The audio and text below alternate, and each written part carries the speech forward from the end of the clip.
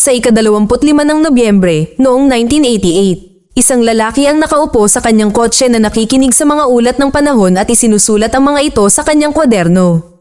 Ang kanyang anak na babae, si Denise, ay naiinip, ngunit determinado siyang ipagpatuloy ang kanyang mga obserbasyon, lalo na't iba ang mga ito sa hinulaang lagay ng panahon. Sa sandaling iyon, si Leonard, isang empleyado ng istasyon sa lagay ng panahon, ay lumapit sa kotse na may dalang mga journal sa pagmamasid sa panahon mula sa nakalipas na ilang taon. Ngunit dumating ang seguridad, nagmaneho si Uno, at hinuli si Leonard. Lumipas ang 8 taon, si Denise ay naging isang dalaga na may bahid ng kriminal. Isang gabi, binuksan niya ang isang gate sa bakod na nakapalibot sa isang restricted area at pinapasok ang isang grupo ng mga kabataan na naghahanap ng mga thrill. Ang kanyang kaibigan ay nagpapaalala sa lahat na ang ama ni Denise ay nahuhumaling sa mga bituin at UFO. Matagal na siyang nawala, iniwan ang kanyang anak na babae at naniniwala pa rin ito sa mga dayuhan. Biglang tumunog ang alarm at tumakbo ang grupo. Tumalon si Denise sa kanyang bike, ngunit sa labasan, nabangga niya ang isang sasakyan ng pulis. Isang babaeng opisyal, si Tommy, ang pumigil sa kanya at habang nasa daan ay nag-lecture sa babae. Kung tutuusin, nakaranas na siya ng ilang foster family. Samantala, sa isang malapit na sakahan, ang may-ari ay naglalakad upang suriin ang kamalig at biglang sumabog ang mga bumbilya sa itaas. Pinihit ng lalaki ang pangunahing switch, na tila pinipigilan ng problema. Ngunit pagkatapos ay may bumagsak mula sa itaas at wala sa oras, isang kotse ang bumaba sa tabi mismo ng magsasaka. Sa umaga, nakita ni Denise ang isang artikulo sa pahayagan tungkol sa kakaibang pangyayari sa bukid at nakilala ang kotse ng kanyang ama. Pinuntahan niya si Tommy, ngunit ipinaalala ni Tommy sa kanya na nawala ang kanyang ama sa mga bundok kung saan natagpuan ng mga pulis ang kanyang sasakyan. Nang gabing iyon, pumasok si Denise sa bukid upang siyasatin ang sasakyan at nahuli ng pulis. Tumakbo siya para dito, hindi sinasadyang pinindot ang button sa tape recorder na nagsimulang tumugtog ng paboritong kanta ng kanyang ama. Mabilis na lumayo ang dalaga. Pag-uwi, binuklat niya ang notebook ng kanyang ama, naalala kung paano niya sinuri ang mga folder na nakuha niya habang binabasa ni Denise ang data na kailangan niya. Gamit ang impormasyong iyon, kinalkula ni Uno ang lugar sa mga bundok kung saan dumaong ang mga dayuhan, siya ay umalis para magmaneho, at yun ang huling beses na nakita niya ito. Kinaumagahan, pumunta si Denise sa UFO Association kung saan nakahanap siya ng ulat tungkol sa isang eroplanong nawala sa Baltic Sea.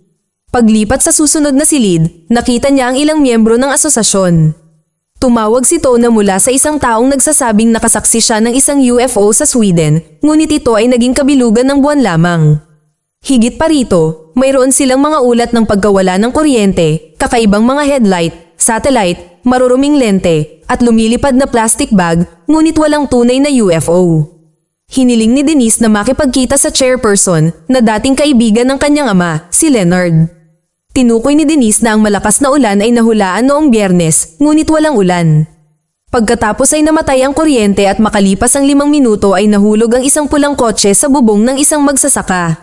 Ang magsasaka ay nakakita ng pulang ilaw sa kalangitan at ang kotse ay natagpuan kasama ang paboritong kaset ng kanyang ama sa loob nito. Ngunit ang kotse ng kanyang ama ay nasa police station na ngayon. Ang mga miyembro ng asosasyon ay hindi naniniwala sa anumang bagay na walang patunay, ngunit kung may mga bagong katotohanan na lumabas ay obligado silang imbestigahan ang mga ito. Inanunsyo ni Leonard na lahat sila ay papunta sa lumang istasyon ng panahon. Pagkatapos, sumakay ang mga miyembro sa isang van at umalis. Hindi nagtagal ay nakarating na sila sa istasyon at inayos ang kanilang mga kagamitan. Ang isa sa mga miyembro, si Gunner, ay labis na hindi nasisiyahan sa presensya ni Denise, kung isa sa alang-alang, siya ay kasing baliw ng kanyang ama. Pagkatapos ay nagulat si Leonard sa isang bagong naka-install na bakod na nakapaloob sa lugar ng istasyon ng panahon, isa na hindi dapat naroroon. Habang tinitingnang mabuti ang mga kagamitan sa loob ng bakod, namangha si Denise. Ito ang pinakabagong henerasyon ng mga supercomputer. Iminumungkahi niya ang pag-hack ng system at paggamit ng mga kalkulasyon ng istasyon. Gayunpaman, tumanggi si Leonard na makisali sa anumang bagay na labag sa batas. Ang mga ufologist ay lumipat ng mas malayo mula sa istasyon at sinet up ang kanilang kagamitan, ngunit hindi ito gumagana. Napansin ni Leonard ang isang taong may flashlight na gumagalaw sa loob ng bakuran ng istasyon at napagtantong sinuway siya ni Denise at nadulas sa restricted area. Sa sandaling iyon, maraming sasakyan ang huminto at inutusan ni Leonard ang grupo na umalis. Samantala, binuksan ni Denise ang isa sa mga device. Kinikilala ni Leonard ang kanyang mga dating kasamahan sa mga dumating. Nagtago si Denise sa likod ng device habang tinawag ni Leonard ang isang babaeng nagngangalang Kiki na umamin na ang kanilang institute ay nagbukas ng isang dibisyon ng pananaliksik sa UFO. Kasabay nito, inaalis ni Denise ang isang data disk mula sa device at sinusubukang tumakas. Si Kiki at Leonard ay patuloy na nakikipagpalitan ng mga salita kung saan inakusahan siya ni Leonard na nagsisinungaling sa kanilang mga amo. Kung hindi, bakit pumunta siya dito ng gabi? Bigla niyang napagtanto na si Denise ay nakulong. Tumakbo pabalik sa van, pinaandar niya ang makina ng sasakyan at pinaandar ito ng diretso sa gate ng istasyon, binuksan ito para kay Denise at tumalon siya sa van. Inutusan ni Kiki ang kanyang tauhan na habulin sila, ngunit sa sandaling iyon, ang isa sa mga inanstall nila ay biglang kuminang at nag-apoy na hinayaan ang sasakyan ni Leonard na makatakas kasama si Denise at mabilis na umandar ang van. Hiniling ni Leonard kay Denise na basahin ang data sa lalong madaling panahon habang nag-aalala si Gunner tungkol sa pulisya. Kumukonekta si Denise sa disk at nakatuklas ng maraming data sa mga sukat ng gravitational field ng Earth. Ipinaliwanag ni Leonard na naniniwala ang kanyang ama na kung ang hula ng meteorologist ay hindi magkatotoo, ang sanhi ay dapat na isang pagkagambala sa gravitational field ng Earth. Sa sandaling iyon, nakita nito na ang mga kakaibang ilaw sa isang field at nagmumungkahi na mag-imbestiga sila. Ang van ay nagmamaneho sa direksyon na iyon, ngunit ang mga ilaw ay nawala. Iniiwasan ni Leonard ang mga nakaharang sa field nang biglang may kuminang na bagay sa itaas, naging kulay pula ang kalangitan, at ang mga sirena ng pulis ay humagulgol sa di kalayuan. Bumalik sila sa bayan, ngunit hindi makapaniwala si Denise na lilisanin ng ufologist ang lugar kung saan dumaong ang UFO. Iminumungkahi ni Leonard na hanapin ni Denise ang ninakaw na disk para sa anumang mga pahiwatig. Ibinigay niya sa kanya ang notebook ng kanyang ama para subukan niyang lutasin ang equation ni Uno. Samantala, sinusubukan ng pulisya na alamin kung ano ang nangyari sa istasyon ng panahon. Sinisisi ni Kiki ang isang power surge, ngunit si Tommy ay hindi naniniwala sa kanya, kumbinsido na ang UFO Association ay kasangkot at oras na upang sila ay isara. Hinihiling ni Kiki na ibalik ang mga ninakaw na bagay na nangangakong ibibigay sa pulisya ang anumang testimonya na kailangan nila bilang kapalit. Pinag-aaralan ni Denise ang ninakaw na disk nang dumating si Tommy sa kanyang tahanan at nagtanong tungkol sa association na gustong makita kung ano ang nasa kanyang backpack, ngunit nagsimulang magalit si Denise. Napagtanto ni Tommy na masyado siyang itinulak at umalis. Agad na sumugod si Denise sa asosasyon at ibinalita na sinimulan ni Kiki ang pagtingin sa mga anomalya ng gravitational sa mismong araw na nawala ang kanyang ama. Ito ay nagpapatunay na si Uno ay nasa tamang landas at nagpa siya ang mga ufologist na panatilihin ang hard drive at alisin ang nagtatakip sa katotohanan. Lumabas sila sa likod na pinto ng gusali habang ang mga pulis ay dumaan sa pangunahing pasukan at ang grupo ay nagmaneho papunta sa lugar ni Leonard na kung saan matatagpuan sa isang junkyard. Ibinalik niya ang kwaderno ni Uno kay Denise dahil hindi niya maintindihan ang kahulugan nito at nagmumungkahi na magsagawa sila ng ilang pananaliksik dito. Ang bawat ufologist ay kumukuha ng kanilang ideya ng isang UFO at nagpapahiwatig ng posibleng direksyon ng pananaliksik. Samantala, upang mangolekta ng mga account ng nakasaksi, pumupunta sila sa bahay-bahay at nagtatanong sa mga lokal tungkol sa anumang hindi pangkaraniwan. Inilagay ni Denise ang kanilang mga obserbasyon sa isang mapa na tumutulong sa pagtukoy ng lokasyon kung saan maaaring dumaong ang isang UFO. Pinapanood ni Gunner ang lahat ng ito mula sa gilid. Nang imbitahan siya ni Leonard na sumali sa paghahanap, sinabi ni Gunner na sumasakit ang paa niya. Mariin niyang hindi sinasang-ayunan ang mga nangyayari. Pagkaalis ni Leonard, tumawag si Gunner ng pulis para magtanong tungkol sa kotseng natagpuan sa bukid. Samantala, ang mga ufologist ay naglalakbay sa ulan patungo sa lugar na kanilang natukoy sa empirically, ngunit walang kakaiba doon. Nabigo, inihagis ni Denise ang UFO detection device sa mga palumpong at umalis. Sa Swedish Meteorological and Hydrological Institute, in short SMHI, isang pulong ang isinasagawa. Si Kiki ay nahaharap sa mga awkward na tanong tungkol sa pagbuwag sa weather station na isinagawa ng walang opisyal na pondo. Ngunit pagkatapos ay tumawag si Tommy na nagsasabi na ang mga ufologist ay nawawala. Sa sandaling ikonekta nila ang disk sa anumang bagay, lalabas ito sa network ng institute. Ibinigay ni Christina sa detective ang kanyang laptop para masubaybayan niya ang disk. Dinala ni Leonard si Denise pabalik sa kanyang lugar kung saan nagpa siya ang grupo na magdiwang na nagbibigay sa kanya ng badge upang markahan ang kanyang opisyal na pagpasok sa asosasyon. Niyakap ni Denise si Leonard habang ang iba ay nag-cheer sa kanya. Ang saya ay pinutol ni Gunnar na nagpakita ng kotse na binili niya mula sa pulisya. Ngunit sigurado si Denise na iba ang kotseng nakita niya sa kamalig at tumutugtog ito ng musika ng kanyang ama. Gayunpaman, inilalagay ni Gunnar ang parehong kaset na sinasabi niyang matatagpuan ito sa anumang tindahan ng kaset kaya walang totoong ebidensya si Denise. Dahil sa inis, umalis siya sa lugar at sumakay sa kanyang bike. Sa labas, tinanggal niya ang kanyang badge at itinapon sa lupa. Noon lang, nakita niya si Tommy na humiling kay Denise na tingnan ang computer ni Kiki, hanapin ang IP address ng asosasyon at tumulong sa paghuli sa mga miyembro nito. Sumang-ayon si Denise ngunit kinopya niya ang mga file mula sa laptop ni Tommy at ipinadala ang mga ito sa pamamagitan ng fax sa asosasyon.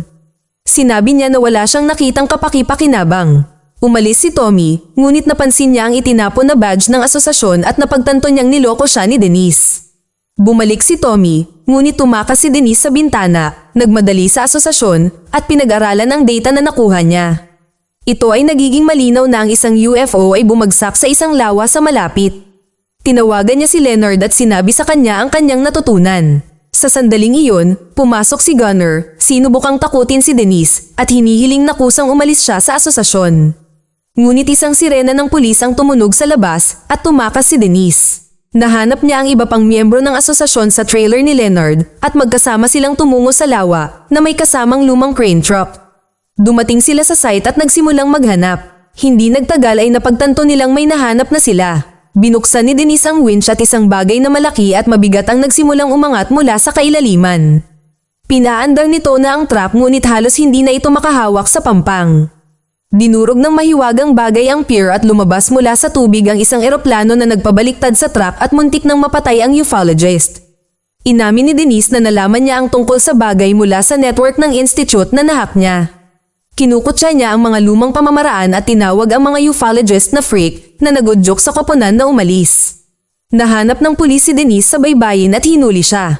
Inanunsyo ni Tommy na ipapadala siya sa isang espesyal na pasilidad ng juvenile kung saan siya nabibilang. Napansin ni Denise ang eroplanong hinugot nila, nabasa ang numero ng buntot nito, at inalala ang kwento sa pahayagan tungkol sa pagkawala nito. Hinihiling niya na ihinto ni Tommy ang sasakyan. Nang tumanggi si Tommy, sinubukang buksan ni Denise ang pinto. Si Tommy ay nagambala at nawalan ng kontrol at ang sasakyan ay napunta sa isang kanal. Matapos matiyak na buhay si Tommy, tumakbo si Denise. Ang mga miyembro ng asosasyon ay bumalik sa kanilang punong tanggapan kung saan naglilinis si Gunnar pagkatapos ng paghahanap ng pulisya. Biglang sumambulat kay Denise ang hitsura ng eroplano na nangyari tulad ng kotse ng kanyang ama. Naisip ni Uno ang lahat at tumpak na nakalkula kung saan at kailan muling magpapakita ang UFO at kailangang ma-interpret ni Kiki ang kanyang mga tala. Humingi ng paumanhin si Denise sa koponan at sinusuportahan siya ni Leonard. Nang tumuto si Gunnar, iniwan ni Leonard ang kanyang badge sa mesa at lumabas kasama si Denise. Nagmaneho sila papunta sa institute, pumuslit sa loob, at hinanap ang lab ni Kiki. Tatawag na sana ng security ang babae, ngunit ipinakita niya sa kanya ang kwaderno ni Uno. Sa una, iniisip ni Kiki na ang mga tala ay walang kwenta, ngunit pagkatapos ay biglang napagtanto na ito ay isang napakatalino na solusyon at nagmumungkahi na ipasok ang equation sa kanilang system. Samantala, sinubukan ni Gunnar na muling ayusin ang pamumuno ng asosasyon, ngunit ang mga ufologist ay hindi inaasahang tumalikod at tumuloy upang tulungan sina Denise at Leonard. Tumawag si Gunnar sa pulisya na sinasabi sa kanila na plano ng asosasyon na pasabugin ang SMHI ng gabing iyon. Sa lab, nagpapakita ang computer ng mensahe ng error pagdating ng pulis sa labas. Humingi si Denise ng higit pang mga detalye at pumunta si Leonard sa archive habang nag-utos ang pulisya ng paglikas. Ipinaradyo ni Leonard kay Kiki ang data na nahanap niya. Napagpasyahan ng computer na ang mga anomalya ng gravitational ay naging tulay ng Einstein-Rosen. Ang pangkalahatang teorya ng relativity ni Einstein ay nagbibigay daan para sa dalawang black hole na konektado sa pamamagitan ng isang wormhole at ang mga gravitational value na ito ay lumilikha ng pinakamaikling landas sa pagitan ng dalawang malayong punto sa kalawakan. Ngunit ang mundo ng tao ay may apat na sukat, lapad, haba, taas, at oras. Ang pagbuo ng isang wormhole ay nangangailangan ng pagtawid sa parehong espasyo at oras at iyon mismo ang nangyari. Kaya naman napunta ang sasakyan ni Uno at ang eroplano sa kanilang pinuntahan dahil sa wormhole. Biglang may kumatok sa pinto at ito ang mga pulis kaya agad na kinopya ni Denise ang data. Isang smoke grenade ang itinapon sa loob at habang nakakulong si Kiki, nakatakas si Denise. Nakatakas din si Leonard, ngunit sa labas, nakaharap nila ang isang galit na si Tommy na dumurog sa hard drive na naglalaman ng data. Inilabas sila sa gusali kung saan biglang huminto ang isang kotse sakay ang mga ufologist. Nagmamaneho ito sa pagitan ng mga sasakyan ng pulis at nagsimulang mag-broadcast ng isang claim na ang isang star frigate ng Galactic Federation ay dumating sa mundo na may magiliw na intensyon. Sina Denise at Leonard ay walang ideya kung ano ang nangyayari. Ngunit ang mga pulis ay pinaghihinalaan ito na may dalang bomba at nagpaputok. Napagtanto ni Denise na ito ay ang kotse ng kanyang ama at habang ang mga pulis ay nalilito sa pangyayari, sumakay sila ni Leonard sa kotse at mabilis na umalis. Sa loob ng sasakyan, ipinaliwanag ni Denise na ang wormhole na nagdala sa sasakyan ng kanyang ama sa barn at ang eroplano na dinala sa ilog ay nanggaling sa hinaharap.